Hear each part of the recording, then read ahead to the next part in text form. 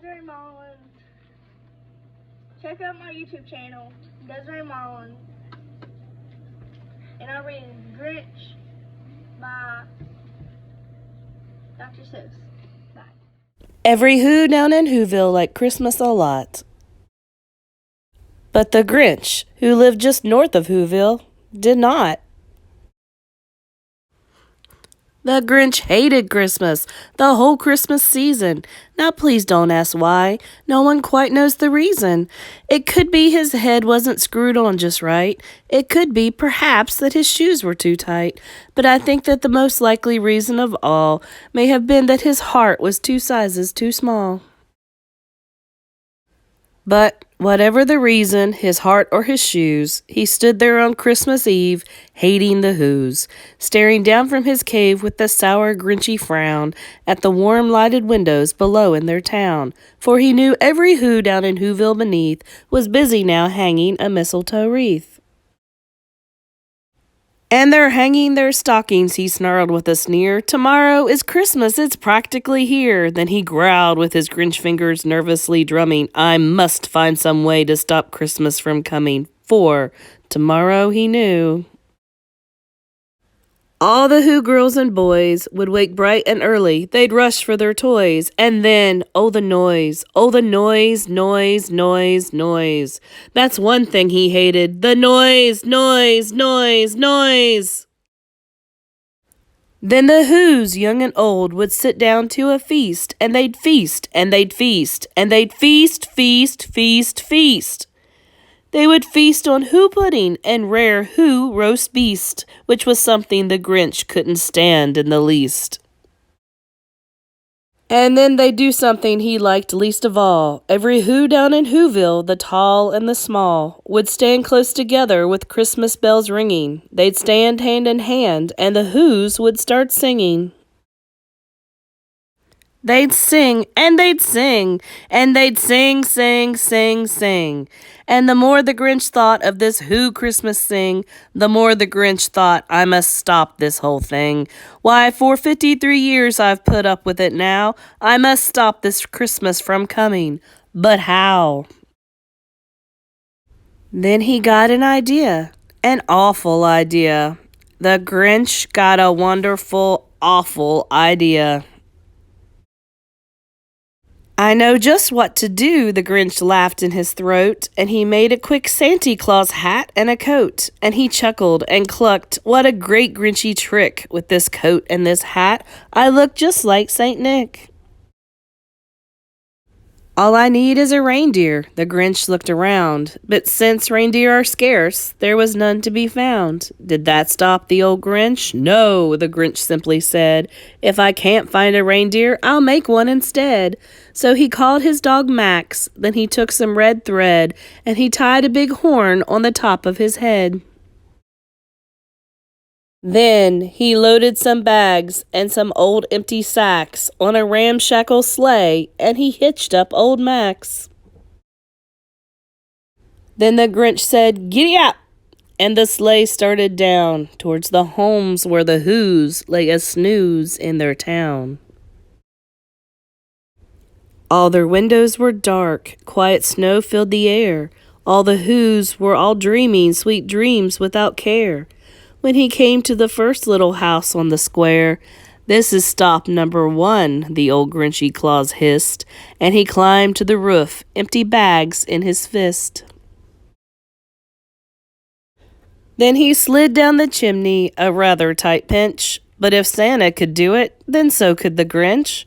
He got stuck only once, for a moment or two, then he stuck his head out of the fireplace flue, where the little Who stockings all hung in a row. These stockings, he grinned, are the first things to go.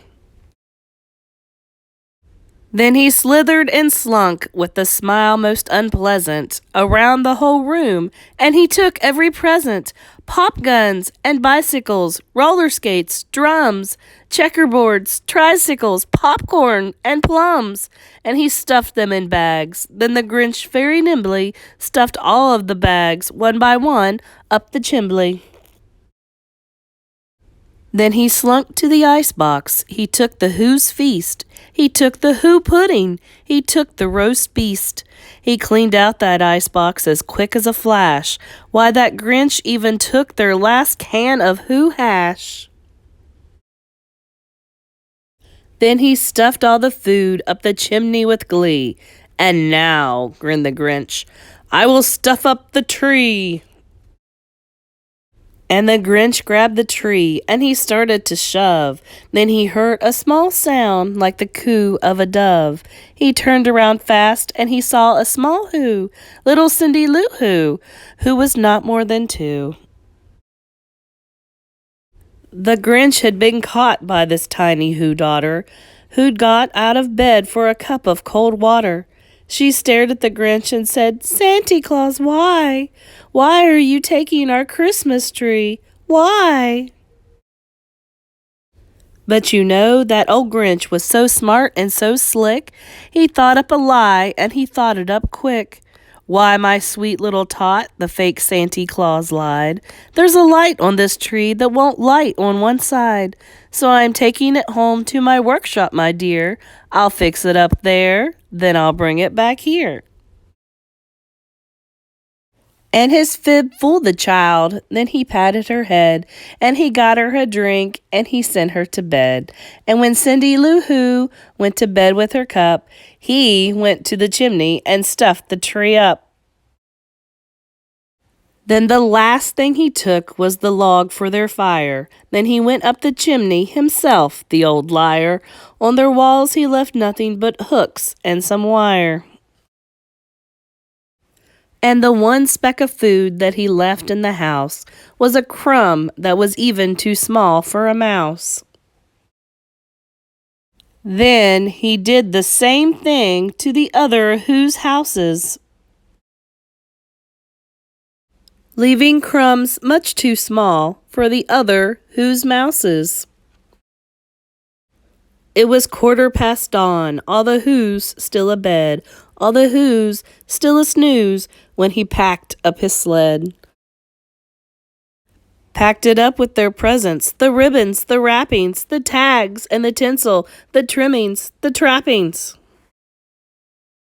3,000 feet up the side of Mount Crumpet, he rode with his load to the tip-top to dump it. Poop-poo to the Who's, he was grinchiously humming. They're finding out now that no Christmas is coming.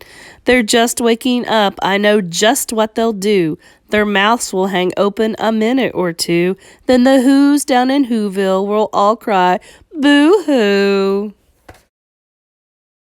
"That's a noise," grinned the Grinch, "that I simply must hear." So he paused, and the Grinch put his hand to his ear. And he did hear a sound rising over the snow. It started in low, then it started to grow. But the sound wasn't sad. Why, this sound sounded merry. It couldn't be so, but it was merry, very. He stared down at Whoville. The Grinch popped his eyes. Then he shook. What he saw was a shocking surprise. Every Who down in Whoville, the tall and the small, was singing without any presents at all. He hadn't stopped Christmas from coming. It came. Somehow or other, it came just the same. And the Grinch, with his Grinch feet ice cold in the snow, stood puzzling and puzzling. How could it be so?